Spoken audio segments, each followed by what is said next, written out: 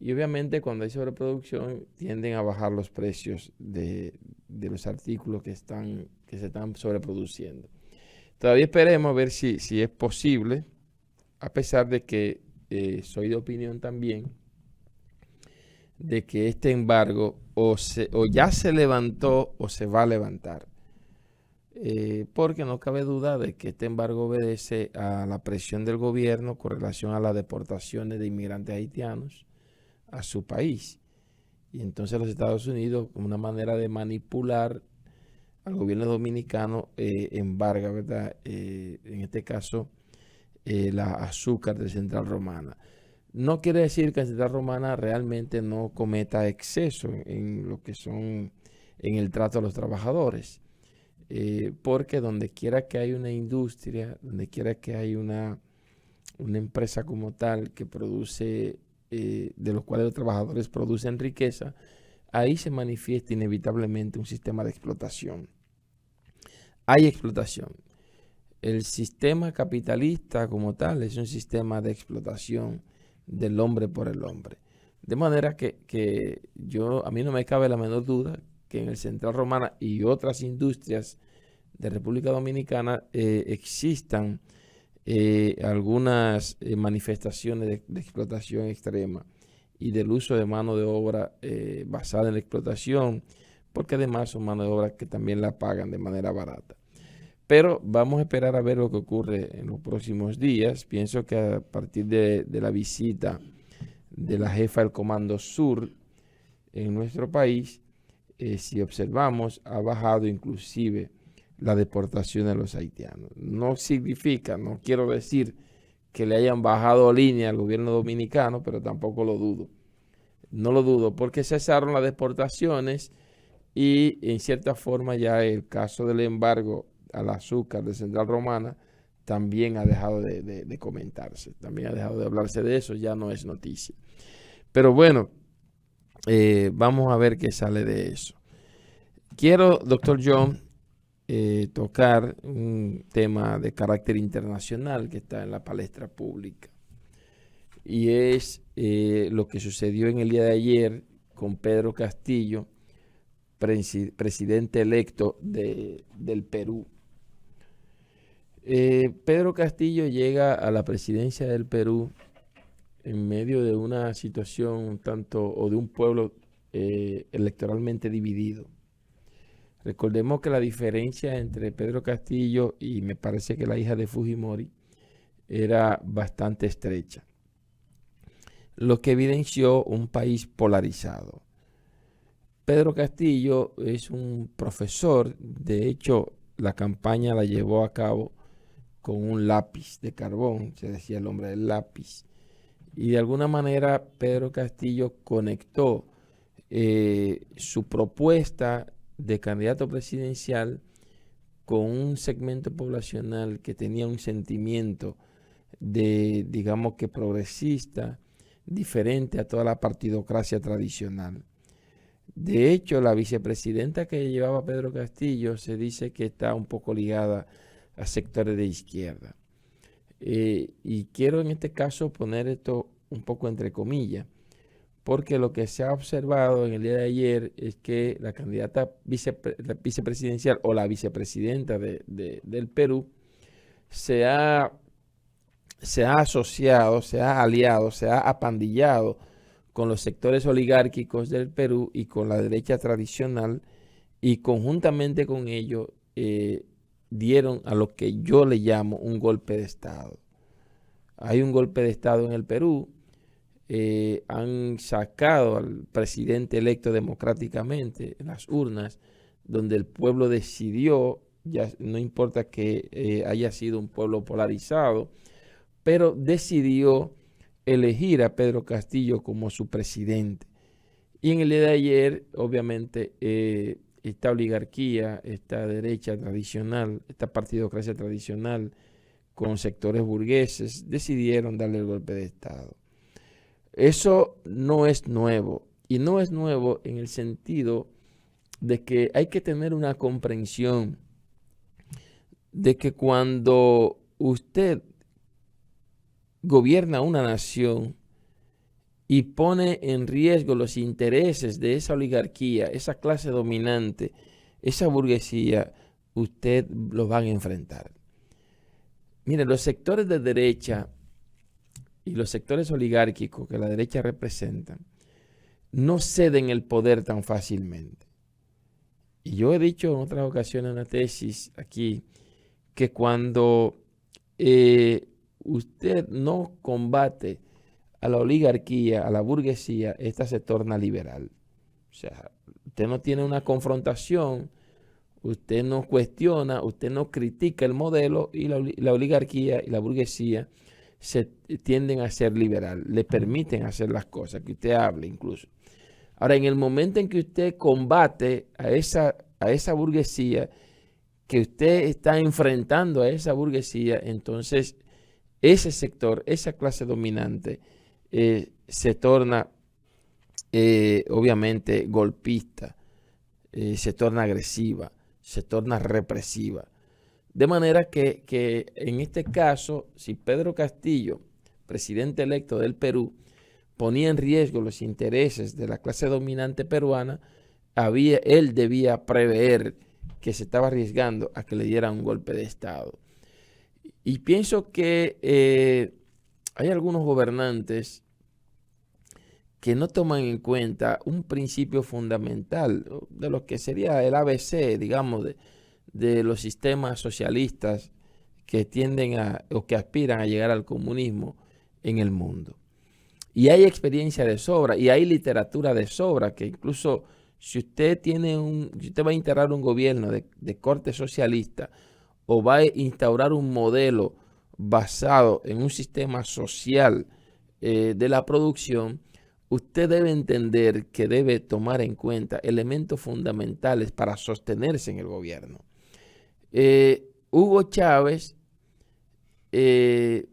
en cierta forma, aunque tenía un modelo al cual él le llamó el socialismo del siglo XXI, que desde mi punto de vista fue un invento de Chávez, porque esto era, digamos que contrario a los principios fundamentales del socialismo científico planteado por Carlos Marx y digamos, fundamentado y al cual se le hizo grandes aportes Lenin y Stalin a través de la URSS y con el Partido del Proletariado, los bolcheviques.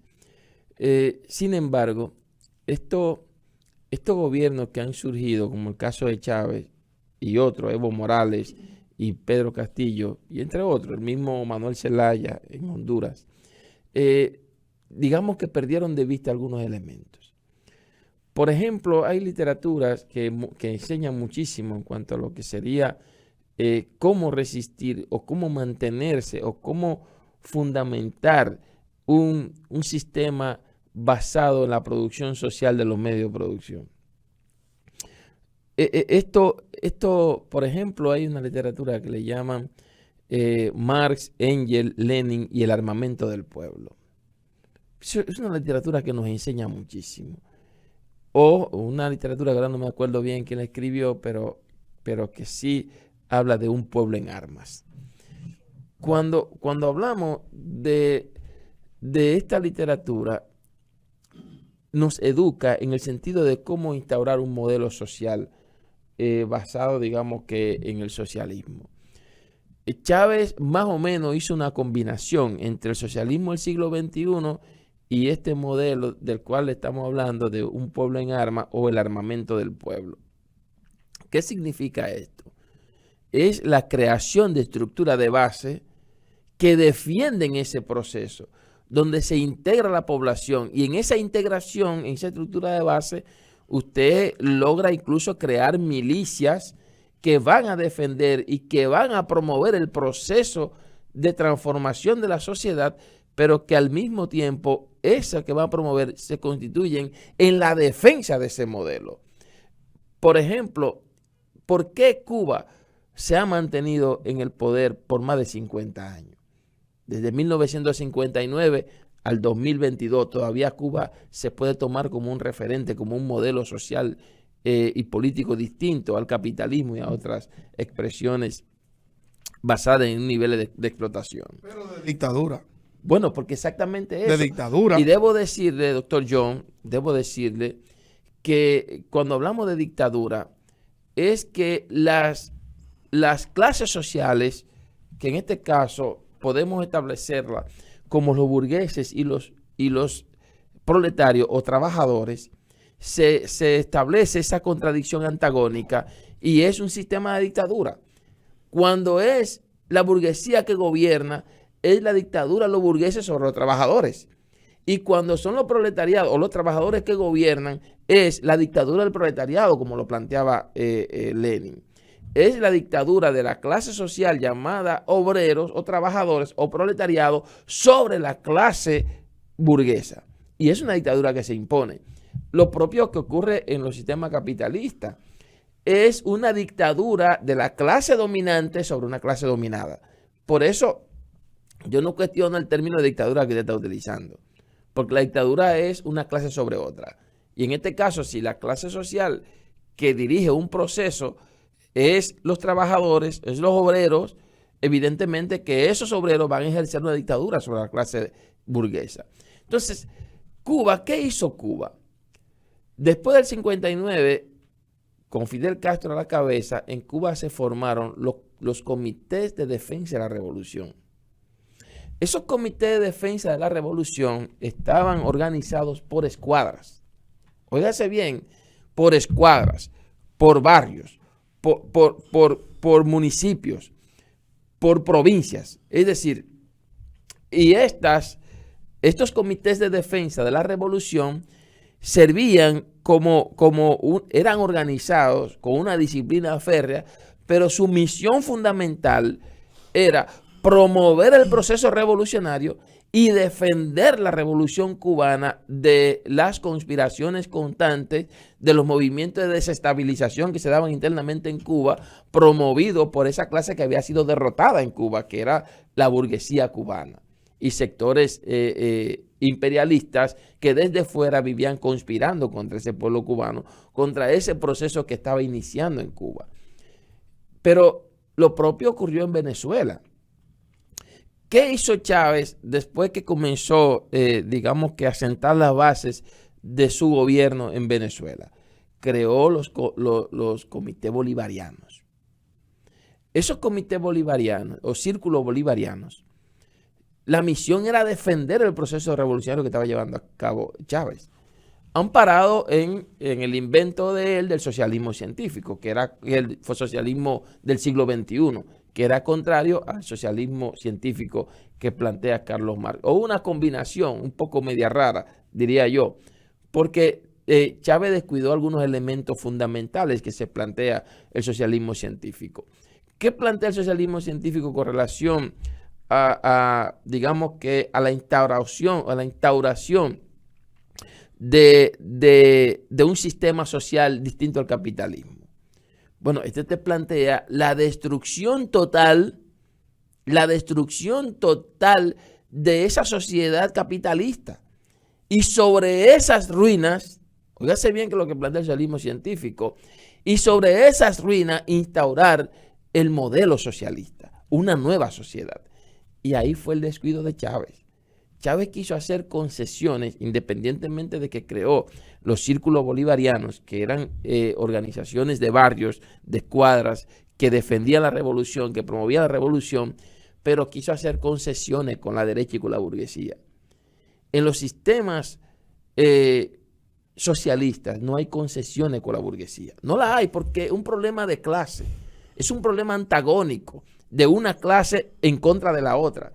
De hecho, Carlos Marx planteaba que la historia del mundo estaba basada en la lucha de clases. O sea, que esa era la historia del mundo. Entonces, si no comprendemos esto, va a pasar lo que le ha ocurrido, lo que le ocurrió a Evo Morales, que se descuidó en ese sentido, que quiso hacer concesiones con esa derecha, con esa burguesía, lo que le ocurrió a Chávez, que quiso hacer concesiones, que lo tumbaron. A Chávez en el 2001 le dieron un golpe de Estado, lo secuestraron y por poco lo linchan. Por poco lo linchan a Chávez. ¿Y qué pasó? Bueno, por suerte ya él había comenzado a crear los círculos bolivarianos, que eran expresiones organizadas del pueblo, incluso armado, una gran parte, porque lo armó, y ya había logrado, digamos que un componente importante, las Fuerzas Armadas, fundamentalmente oficiales jóvenes, tenían un nivel de conciencia un poco elevado y eran defensores del proceso revolucionario que estaba llevando a cabo y lograron rescatar a Chávez de ese secuestro, que por poco lo linchan. Y ese pueblo en las calles logró volver a poner a Chávez, pero cuando Chávez logra que el pueblo lo restaure, ¿qué ocurre? Salió con el llamado perdón, yo los perdono. O sea, lo que queremos decir con esto es que en un proceso, si es revolucionario, si se tiene la idea de instaurar un sistema socialista y teniendo la comprensión que es un problema de clase, de lucha de clases, no puede haber perdón. Tan sencillo como eso. Porque la derecha, la burguesía no perdona. Cuando tiene que actuar, actúa. Cuando tiene que arrancar cabeza, arranca cabeza. Cuando tiene que eliminar físicamente, elimina físicamente. Cuando tiene que desaparecer, desaparece a cualquiera. ¿Por qué? Porque es un problema de sus intereses. Porque ¿Usted está de acuerdo entonces con lo que pasó frente a Castillo? Mira, es que lo que pasó frente a Castillo, lo que estamos diciendo que fue un descuido de Pedro Castillo. Si está llevando a cabo un proceso de transformación social, de un tránsito de una sociedad por otra, de un modelo por otro, de un modelo capitalista para instaurar un modelo socialista, no debía aflojar. Pedro Castillo no debió aflojar nunca y debió ir creando las condiciones.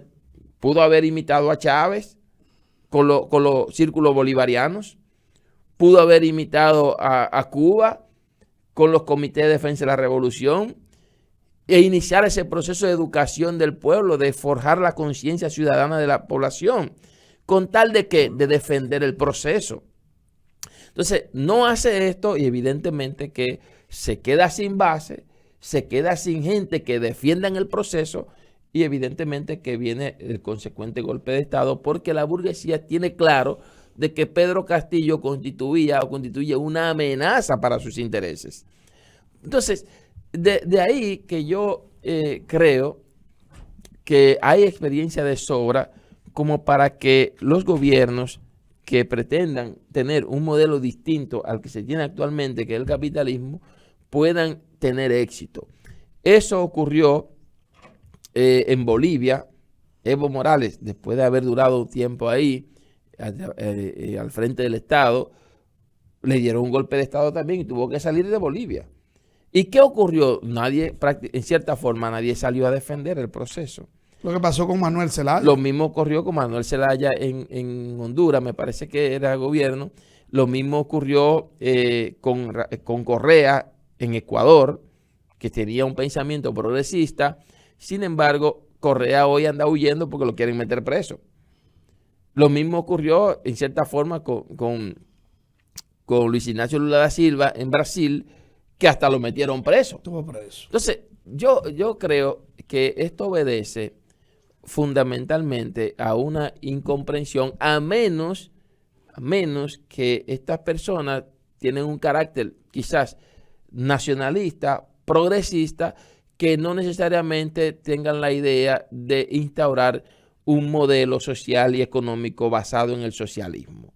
Entonces, si no está basado en el socialismo, evidentemente que van a perder de vista estos elementos que son básicos. Es decir, usted tiene que crear organizaciones del pueblo que defiendan su proceso. Y esas organizaciones, evidentemente, y que me excusen que yo tenga que decirlo así de manera cruda, tienen que armarla porque son de defensa del proceso. Porque la burguesía no cede de manera fácil. O sea, no se va a poner al merced para que usted haga lo que le dé la gana. Eso no es verdad. La burguesía se va a tender a ser represiva. Lo va a eliminar. En el momento que tenga la oportunidad, le va a dar un golpe demoledor. O en su defecto, si no lo mata, le dan el golpe de Estado. Es lo que yo pienso que ha ocurrido en este proceso que le ha tocado a Perú. Un gobierno electo, al Congreso no le ha importado que este fue el pueblo que lo eligió. Fíjense lo que estamos diciendo, cómo que opera la clase dominante en el mundo. O sea, a mí no me importa que a ti te haya elegido el pueblo.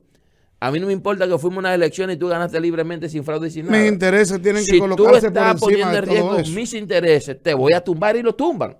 ¿Y qué ha ocurrido a nivel de todos los pueblos que de alguna manera obedecen al modelo capitalista? Prácticamente todos están de acuerdo, incluso ustedes leen todos los medios de comunicación de la reacción y de los sectores oligárquicos, incluso de República Dominicana, y dice, Perú estrena por primera vez una mujer presidenta. Y a esa mujer la eligió el pueblo. A esa mujer el pueblo votó por ella.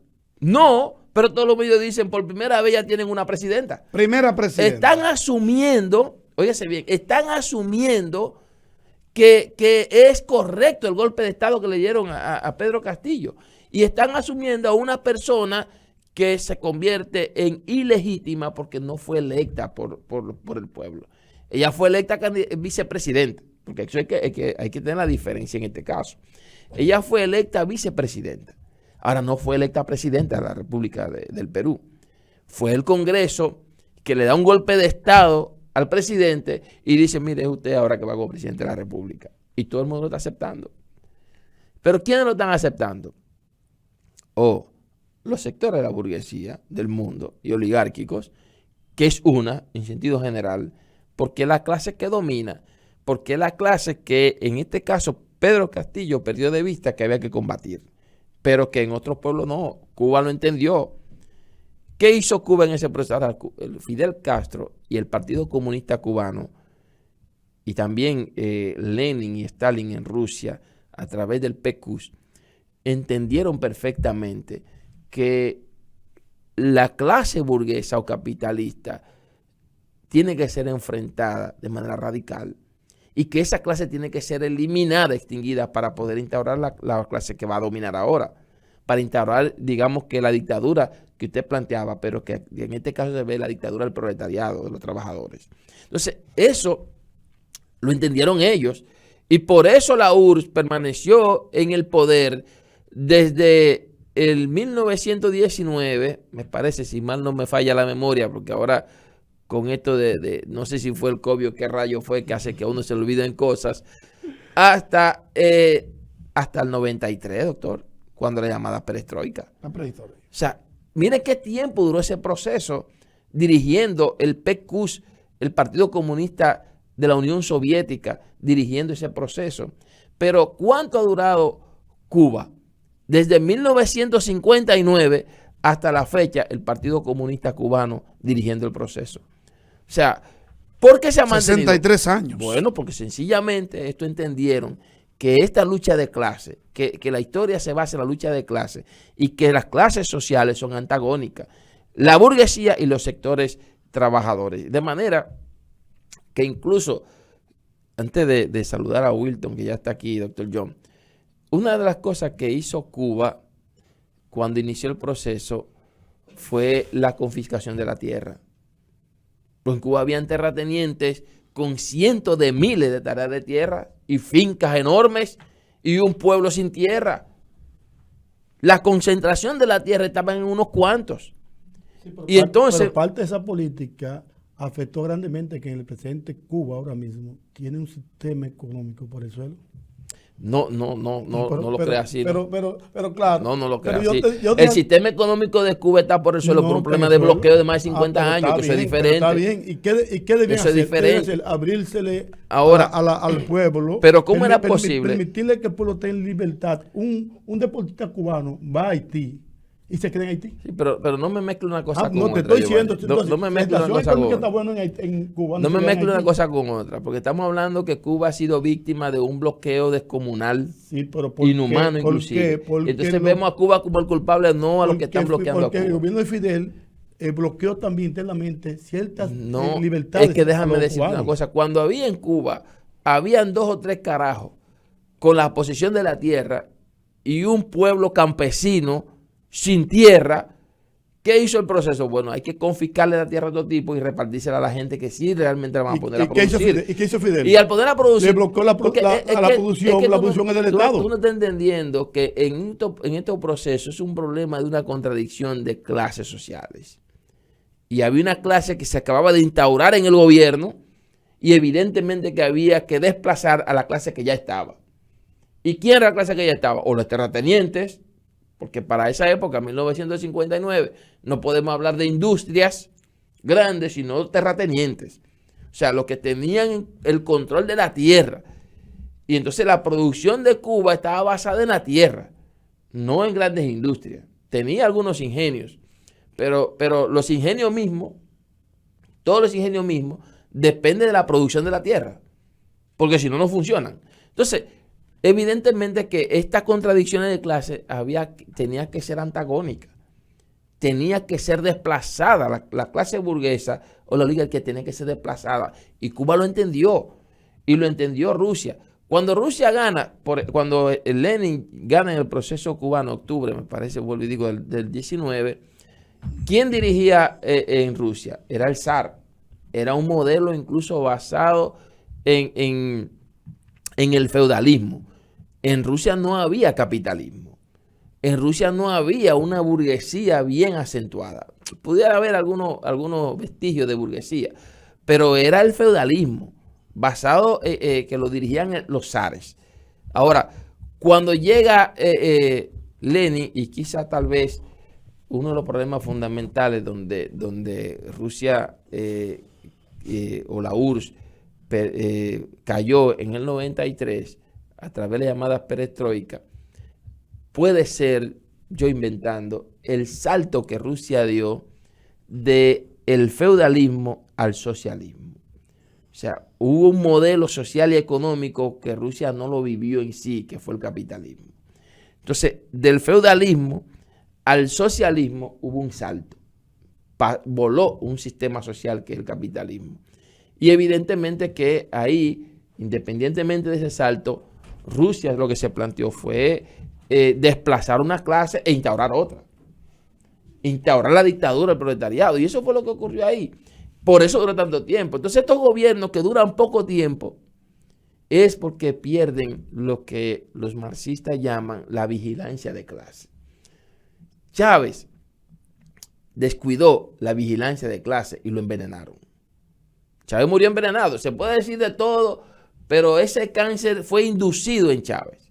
Lo envenenaron porque perdió la vigilancia de clase. A Chávez lo secuestran y por poco lo matan por un descuido. La vigilancia de clase. A Manuel Zelaya, vigilancia de clase, la perdió. Evo Morales perdió la vigilancia de clase, como también pierde ahora Pedro Castillo la vigilancia de clase. No hay una comprensión de que los procesos son la lucha de clase. Errores sin vuelta atrás.